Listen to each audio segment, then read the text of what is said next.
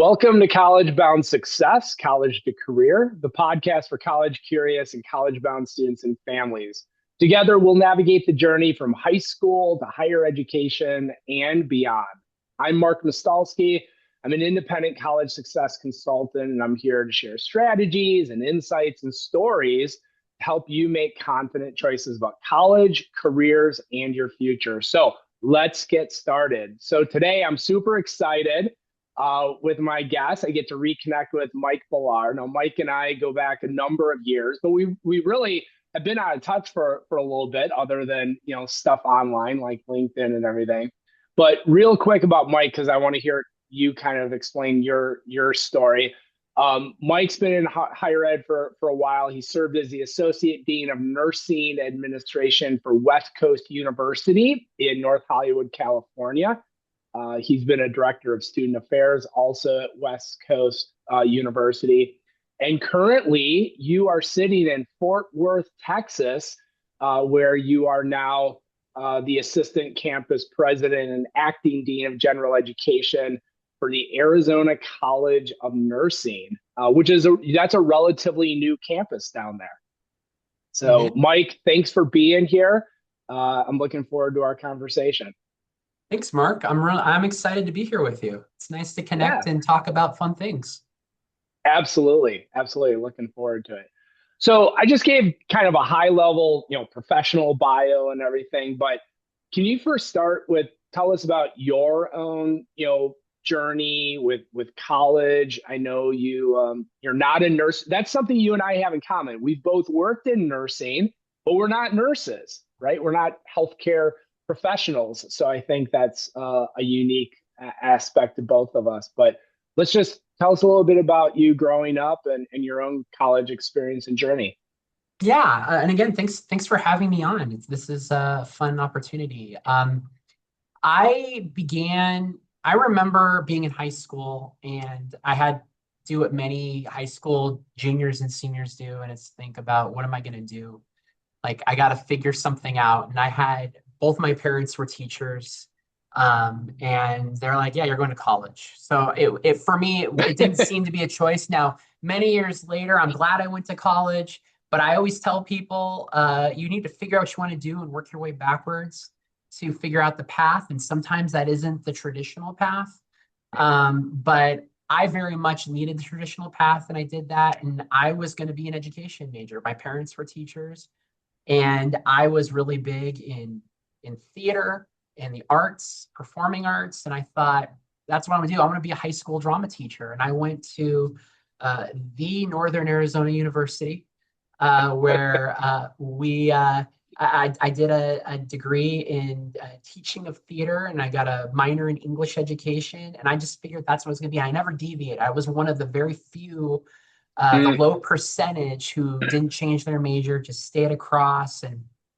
And I really did enjoy the program, and I really saw myself in that field. And it was getting to that point, and there were a lot of other experiences. I was an RA in college, so I got a little taste of higher ed and student affairs. But I graduated, I student taught, and then I taught. I got a job, and I liked it. But then I had an opportunity to go back to grad school. It was an opportunity that I just couldn't say no to. So I went and did that, got a degree in counseling and higher education. And then it was that same question of what am I going to do? And this point, I'm like 25, I think, at that point. And so I had a job opportunity to teach theater at a great high school from a principal that I knew and trusted. So I took it, and I did that for 6 more years. And I loved teaching, hated the politics, hated that it was really hard to provide for my family. That was a really difficult thing, and I felt really limited.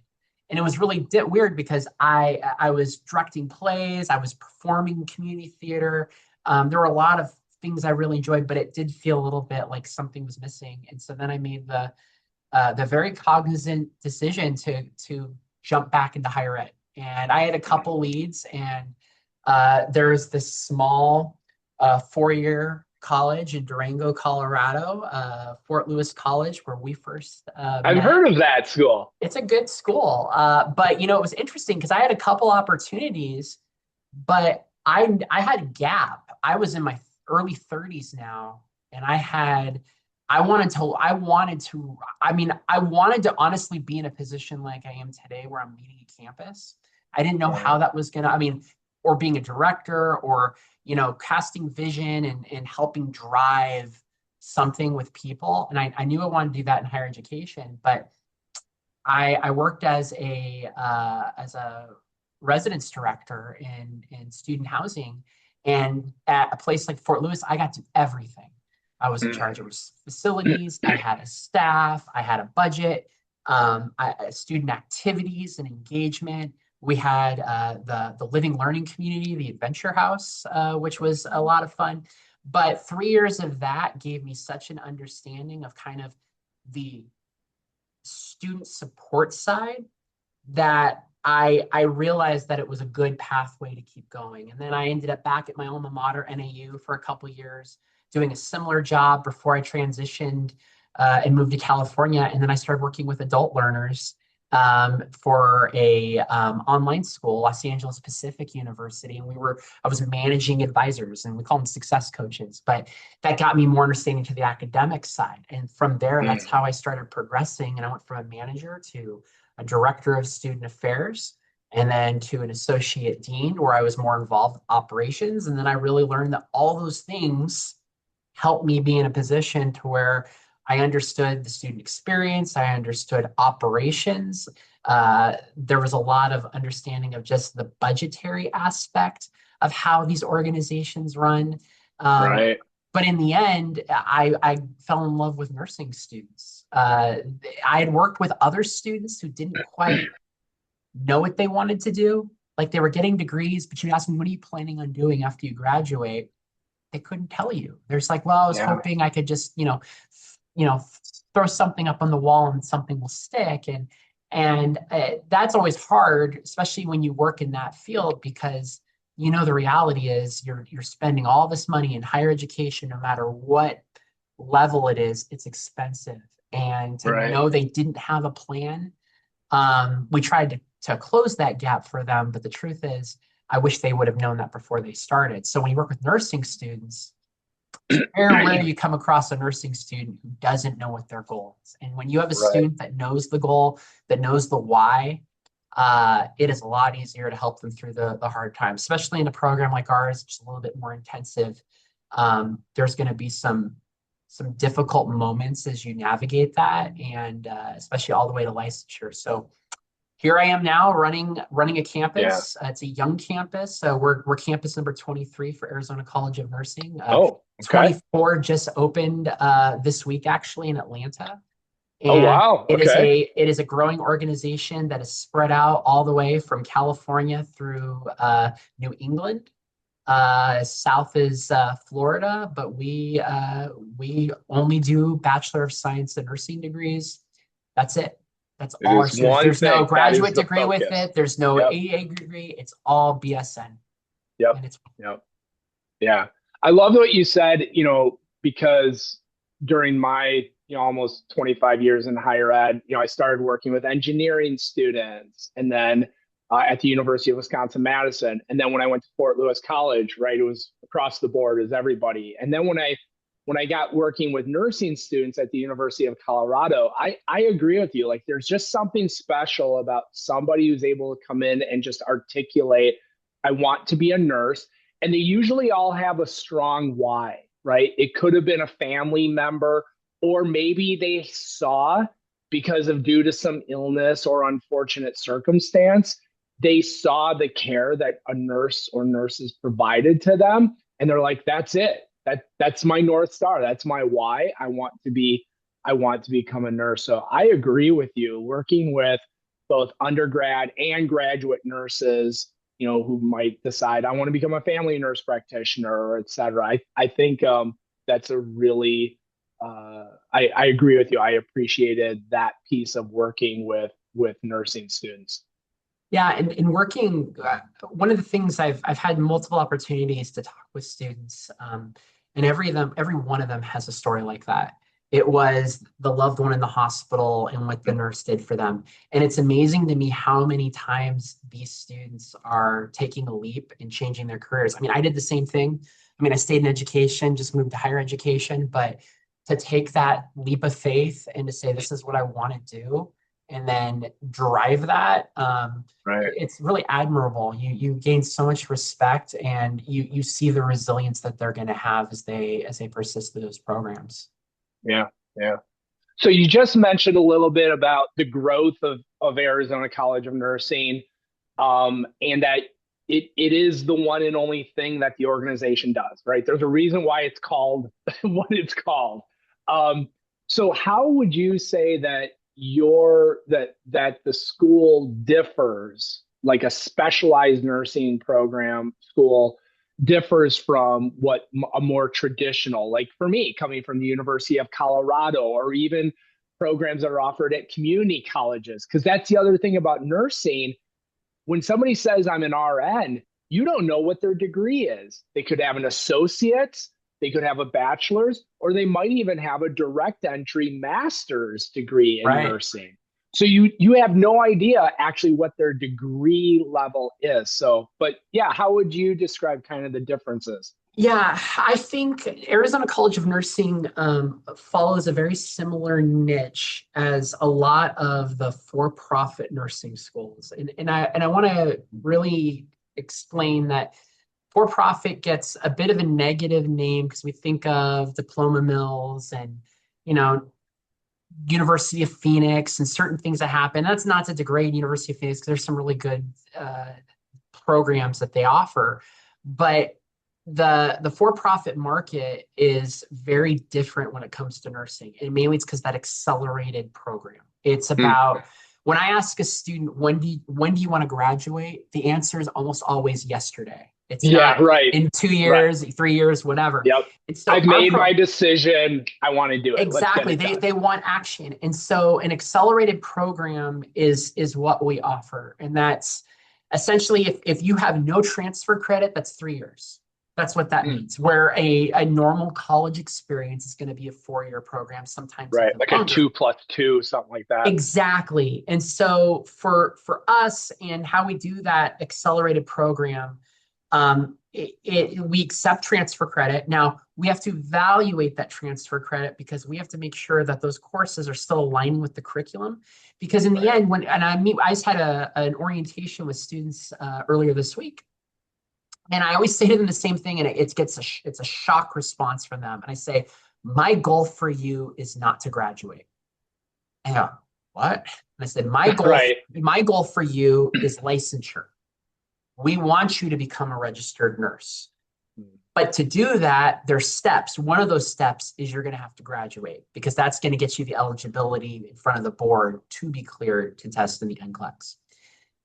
So we phrase it that way and help them to understand the goal is more than just degree, which means the education, it's still transactionary, which a lot of students think, but it's a process. And you have to treat it like a marathon. We don't just go, I'm going to run 26 plus miles and do a marathon. No, you got to condition yourself. You got to train. You've got to hit your legs. And, I'm going to, work my way up to a certain stamina. And then on race day, I'm going that full distance. I think the nursing program is the same way, especially ours, because it is intensive. We do 16-week semesters. Our general education curriculum is 8 weeks. So it's an A and a B term in that semester as they're getting through that curriculum.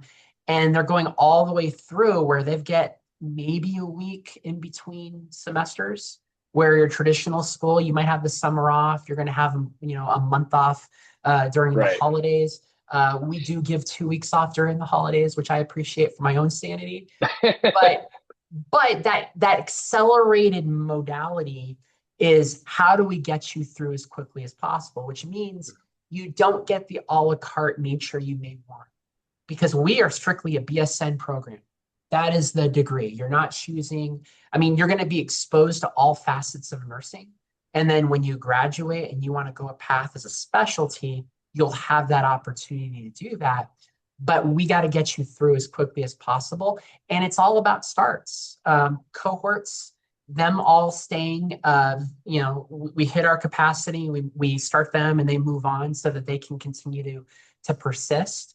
Yeah. But we are trying to fill that void. And so a lot of colleges like ours, it's about every 8 to 10 weeks, you're starting a new group of students, you're getting them through, but we are doing our part to fill in that void because I don't know if you heard, Mark, but there's a shortage of nurses in the world, I had no especially idea. yeah, with the Yeah. boomers retiring, is also just a great need in the healthcare system.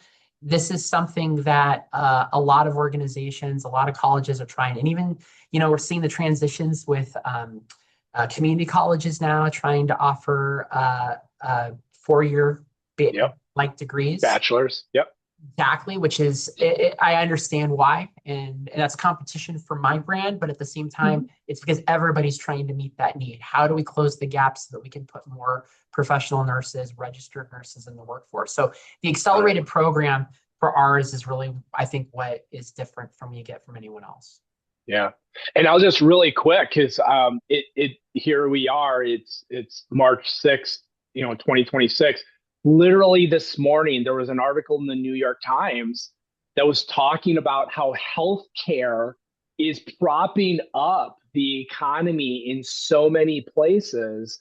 And nursing was one of those that was highlighted, as well as I think that's the thing about healthcare. And this is a completely different, off topic, but I think a lot of, especially younger people, when they think I want to go into healthcare, right? Doctor, PA, nurses, and they don't realize that, there's all these people from radiology techs and you name it, that have to help, take care of us and keep these places running. So how would you describe then, because you are that accelerated approach, how would you describe kind of the typical student that comes looking your way? Like you mentioned the transitional learner, right? Like I've been doing this for a while. I'm now 30 and I've discovered I want to become a nurse, but how would you describe your typical student? Yeah, it's it's a very non-traditional student group. Now, it's not to say all of our students are non-traditional. When I say non-traditional, it's typically 25 plus years of age, typically changing careers, typically working, probably a parent too. And so when you make a career change like that, going back to school when bills still need to be paid, children need to be supported, we know that that's a lot of our student population. Again, I've got 18, 19-year-olds that are coming straight out of high school. They're looking for an accelerated path. And I think that is something to kind of piggyback off the New York Times article. A lot of students, college age students, there's a shift in the last 5, 6 years.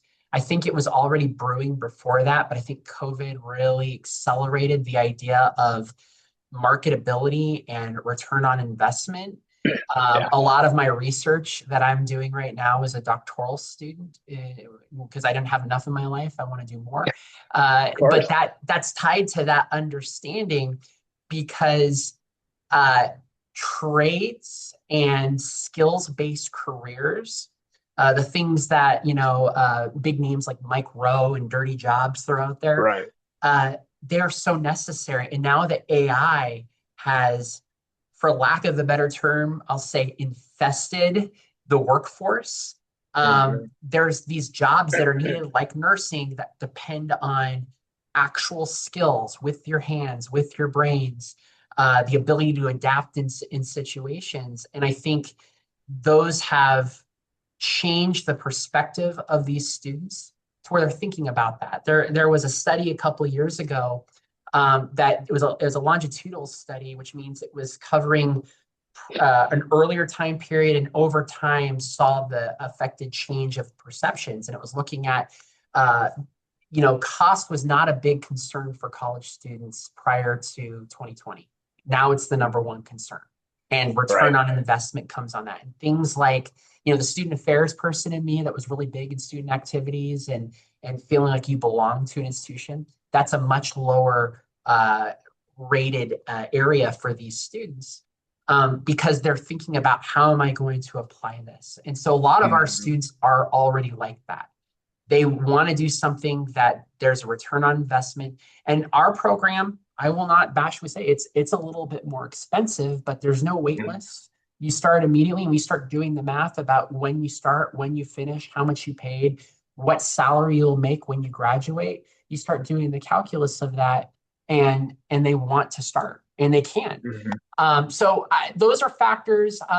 Also, a lot of underrepresented populations. That's something that a school like ours, when you look at the demographics, it's a very even spread of representation, which I appreciate because those are Mhm. sometimes people that don't get the same look at other Right. institutions. And I know a lot of schools, doesn't matter if it's public, not profit, for profit, etc. They really focus on those groups, but sometimes the care is not the same. And so that's something that I really love about our organization is those are the people we want to get into the workforce because they represent the people in healthcare. They represent the people that need care.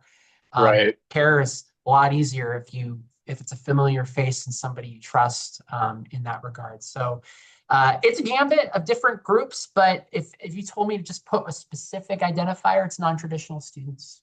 Yeah. Okay. Okay. So with that being the case, and we've talked about how these tend to be people that are like, okay, I've decided, let me go. It is interesting. You talked about how you're starting a cohort every like 10 weeks, something like that. Whereas my background at the University of Colorado, our traditional program, so the 2 year, we started one cohort a year every summer. So you're Right. starting, six cohorts a year, something like Mm-hmm. that, or maybe even more. We were starting one. Now we did start, the University of Colorado did two cohorts with the accelerated 1 year program, but those were for people that already had prior degrees. So it's fascinating, just completely different approach, cohort based. But you were like, you want to start? Let's get you started. That's right. So yeah. So We have meetings with students that in 2 weeks they start the admissions process, yep, everything clears, and in 2 weeks for some of them they're starting. That's just how the yeah. fast pace works. So then that those are kind of the opportunities. What would you say are the barriers, right? And especially you're building up a new campus and everything, but what are some of the barriers that might keep interested folks from doing this? Um, in general life, I think a lot of our Yeah. students, again, like I mentioned, they're working adults. They've got jobs, and it's how do you balance your current career so that you can pay the bills, so you can pay tuition, support your family, and then still have the time that for not even the money, just the time. And that is something that we do a lot of time counseling our students on. Our program was specifically designed as the general education portion is all night classes. We do that Okay. because we know these students are starting. It's an abrupt change.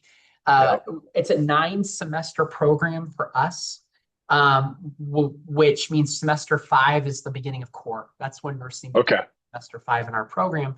But we'll have students, depending on their transfer credit that's been accepted, they could be spending anywhere from 1 to 4 semesters in general education. So we know that that time is a preparatory time for them. And we explain to them, once you get into core in semester 5, you're going to have day classes, you're going to have clinicals. Those clinicals will change every 16 weeks, but Hmm. they're based on the clinical partner needs. And so that might be on a Tuesday day, that might be on a Wednesday night. Right. And we will adjust their didactic theory schedule accordingly each semester. But to meet those partnerships and to, again, get them through an accelerated program, there's got to be more flexibility. So they get the general education as the preparatory time, knowing they're Right. going to have evening classes. But we get them there knowing that eventually you're going to have to make that shift and truly fall into a full-time status. And so most of them can navigate that. But the job, the family, those are always going to be natural barriers for our students. But I think we continue to always be transparent, but then we support them. Right. We've got academic policies and things that we need to adhere to for not just accreditation purposes, but to help them to that goal of licensure. Mhm. And I think when they understand that and from the beginning, they see the plan, it's a lot easier for them to transition. Because then when they get to those last couple semesters, it's a downhill roller coaster. I mean, they are Right. going quickly to that finish line, which is important. So, Yep. but in the end, as a father, as a professional, also doing school on the side, I understand for a lot of them how those barriers can be really, really difficult to overcome. Yeah. Yeah. You mentioned going back a little bit, you brought up the NCLEX and the importance of, right? So, like, nursing is an interesting education and profession because it's not just about, okay, I have a degree. You now have to pass this national certifying and licensure examination, the NCLEX. And that's true of every school, right? You Mhm. have to do that. You also brought up clinicals, and this is another unique aspect of nursing because you are not just, if I'm a nursing student, I don't just go and sit in a didactic, lecture and so forth. I have to go out and do hands-on clinicals with healthcare partners. So what are you kind of hearing from your partners about, what they want in newly graduated, nurses? Yeah, and it's, I always equate it to you can't learn to weld if you don't actually weld.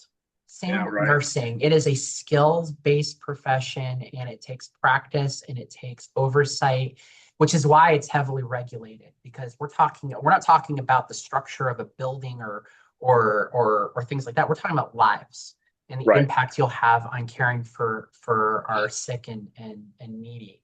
And so our clinical partners, after COVID, I think there was a bit of a shift when I was in California. I noticed this a lot, is that a lot of the clinical partners started really upping what they called their new grad programs Hmm. because they saw a change in the students that are graduating. I mean, there was a period of time where, I mean, you got to understand for clinicals, there's usually, depending on the state you're in, there's a number of hours that you have to meet of direct patient care.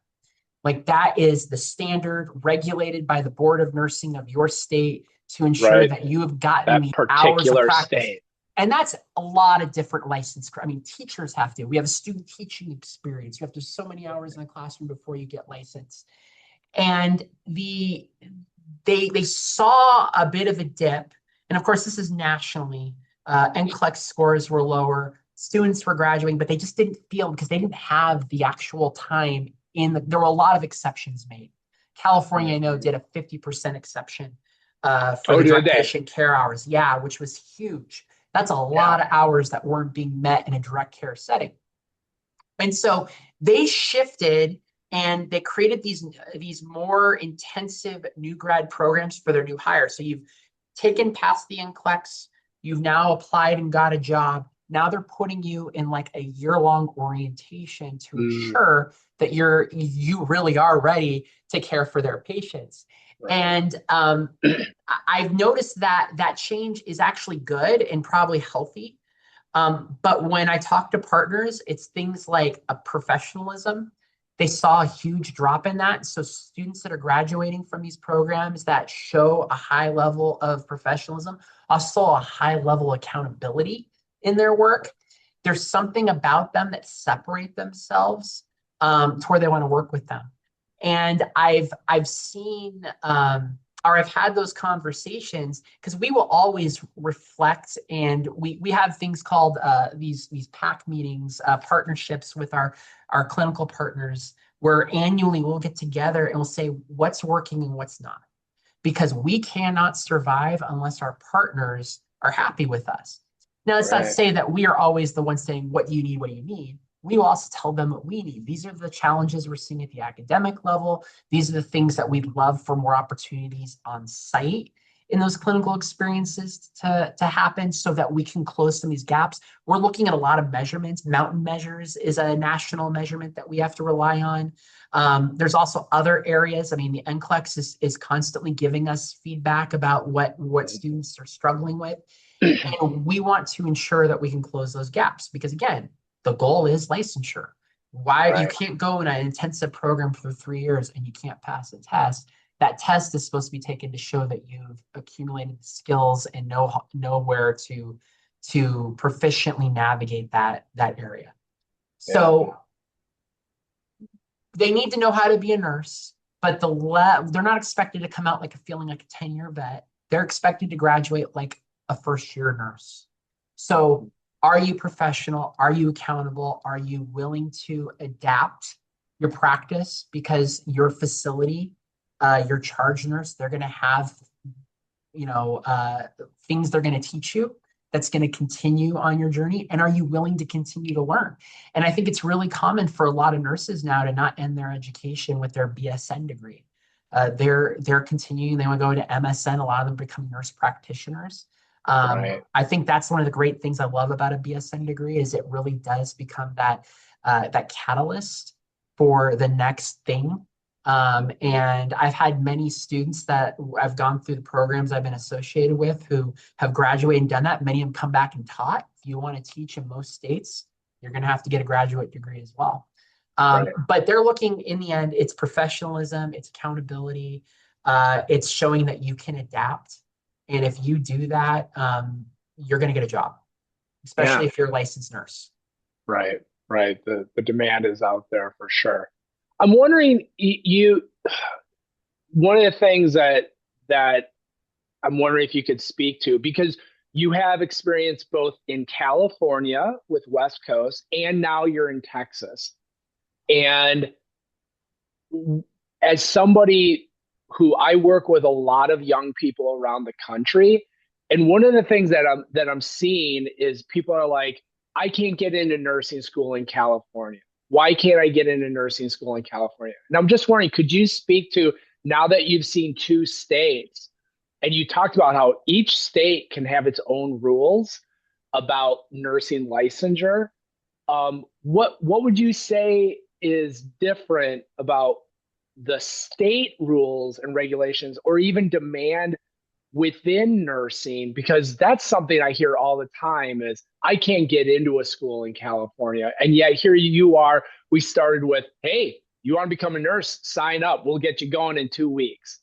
What's happening? What's different?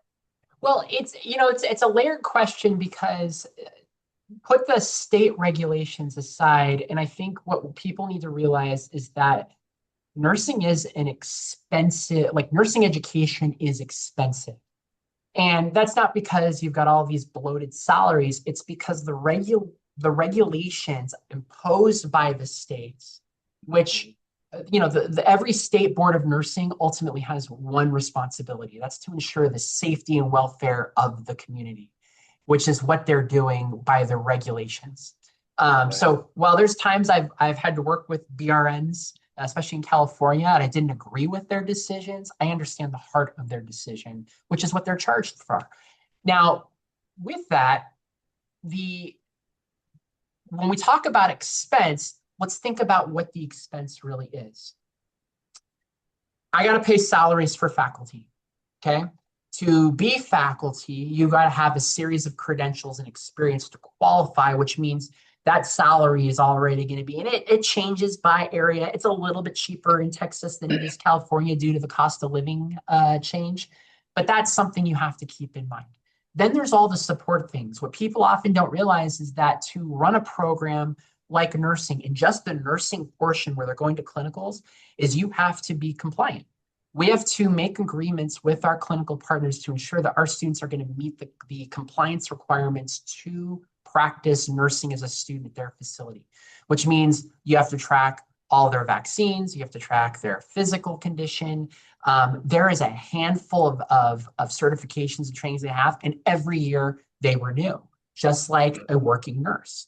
And so you need a team that's going to manage that. There is obviously the curriculum, the cost. We and a lot of other programs, I've worked at 2 schools now that partner with agencies like ATI, which are testing and learning partners for specifically nursing. And that's, again, their whole strategy is you want to get students to the NCLEX. I mean, the number one metric for any nursing school, if you want to know if a nursing school is good, look at the NCLEX passing rate. It's all public. They have to publish that. Right. The BRNs That's of true. those states will require it. 90 is considered elite. 80% is okay, but an 80% school is not as good as a 90% school. And so there's a lot of effort by those organizations to ensure that our students are hovering around the 80% pass rate so that you can market yourself even better and show that you are Yeah. legitimate. And that costs money. The ATI is a partnership. They do a very specific thing that helps your students, but it costs a lot of money. So all those things add up, and that's what causes the program to be expensive. A state school, a community college, a nonprofit, they don't have the infrastructure because of how that business model is made. So they have very low caps. Now, sometimes caps are limited by the BRN. California's got a lot of caps going on. I think Nevada might have some caps going on, but that's because they're trying to protect clinical partners from being overloaded. They're also Right. making sure that there's a true disperse of opportunity, because there's a lot of nursing schools. Everybody needs to have that opportunity to partner with a hospital or medical center to ensure that students are getting those hours. And so they have Right. to regulate that. But that expense becomes really sizable. So it's not uncommon in those programs to see cohorts of 10 to 20 students. I came from a place where we were at one point doing like 240 students in a cohort, graduating every 10 weeks. Wow. The BRN, probably rightfully so, reduced that number. But it was done where we could take on more, but we also had the infrastructure. Because it's not just about are they going to get the NCLEX thing going to pass, but it's also placement rates. Every Right. state is looking at, it's not just that you giving them opportunity to learn and pass a licensure exam, but are you helping them get jobs? And so that is another expense as you partner and you have career services and these opportunities that go out there. So that is why a lot of people will apply. And it truly is. In some states like California, when you're going to those programs, there's a 5% acceptance rate maybe for some of them, because there's so many applicants, there's so many people who want to become nurses, but they can only accept so many, which is where schools like mine come in, because there's for-profit education has been able to close those gaps. Now again, it sounds negative because it says for-profit, but when you really look at the business model, I've jokingly said to people, I've worked in state colleges, nonprofits, nonprofit, private, and for-profit. And I've actually never been less enrollment driven than I am with a for-profit. Mm. And that's because we know our business model. We know what Right. our goals are for student starts, for student retention. Retention is important, persistence is important, but so it's the same importance every other state school and nonprofit. It's Absolutely. just we operate under a business model so that we can start and we can have more students, which I think is part of our mission. If we truly are trying to close the gap in nursing education and ensuring that we get more nurses out into the workforce, we have to Right. find creative ways to do that. And so it's more expensive for a Mhm. program like ours, but you'll start sooner. Yeah. And I guarantee the education is good. Now, UCLA, great college, great nursing program, very good. It's Mhm. elite, but it's really hard to get into. And if you get on a waiting list, you get fortunate enough on that waiting list, you're talking about 2 or more years before you're going to begin. And some Right. people, if they want to start yesterday, like we talked about earlier. So I think that is a really important understanding. Now, in the states, you start looking at regulations, it is very different. Texas has the Texas Workforce Commission that focuses on all skills education. So we're talking about nursing. I joked about welding, anything that Right. really is a skills-based thing where you're going into the workforce. And Texas is really big with a couple initiatives. There was the 60 by 30 initiative that's still going Mm, on, where they're trying to inject, I think it's 60% of adults over the age of 25 having a certificate or degree in some okay. area by the age or by 2030. And that was By 20. implemented before COVID. So they've kind of shifted that a little bit, but it's because we recognize there is a decline in the workforce that's about to happen.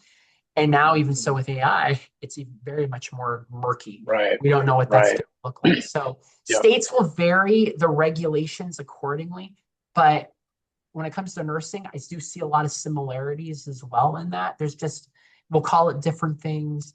There's a procedural thing that changes, especially from like a compliance perspective. But the heart of those policies, they're very consistent. I've noticed too. Yeah. So, so getting close to wrapping up here, what I know you have four kids, some are in college, some are not there yet. What would you be advising, a high schooler saying, I want to become a nurse? What would you be telling them that they should be thinking about, or even doing at this point, given that they've, chosen to become an RN? Yeah, if they're you're still in high school, obviously there's a lot of opportunity out there, and maybe it's more so flexibility, like 'cause you're not like the not the non-traditional student that's got a lot of Right. barriers that they have to overcome. But what I would really recommend is one, explore, talk to current nurses, go to a medical center or a hospital and say, hey, you're a high school junior, a high school senior, you're thinking about a career in nursing, and you want to know if you could talk with somebody to learn about their experience. You'll get some really good feedback. I would Hmm. also say look at opportunities to volunteer in those fields because, while I don't want to, I feel like my school is a great opportunity. I understand why the other paths are important, especially if you can get to a much more affordable program. It's still a good program. Those experiences in volunteering to help your resume, they make you stand out. So when you are applying to those programs, those places are going to say, this is somebody that already knows what they want to do. It's not going to be someone that they give a spot to, and then maybe a semester in, they're going to find that it's too hard and they don't want to. Because they don't Right. want to do that because they gave their limited seats to somebody who wasn't going to persist. But exploring the options, really getting the real feedback from the professionals, and then volunteering an opportunity. And sometimes they're not volunteering; they're looking for hiring. I've seen, high school aged students over the age of 16 get actual paying jobs, CNAs or other Yep. things to help. But that is a great catalyst for them to move up in the career. But there are Right. opportunity out there, lots of opportunity out there. It's just which is the right path. And so Yep. go talk, ask them. Yeah. Every nurse will be Yeah. more than happy to tell you the truth about what they did, and they'll tell you, most importantly, what not to do based on their Right. experience. Right. Yeah. Yeah. I will just highlight you mentioned this, but I will, some of the things I would add. There are high schools today that already, you can get like a medical assistant certificate. You can get a Mhm. CNA, and these already demonstrate that you are moving towards your goal of being a nurse and, moving into healthcare.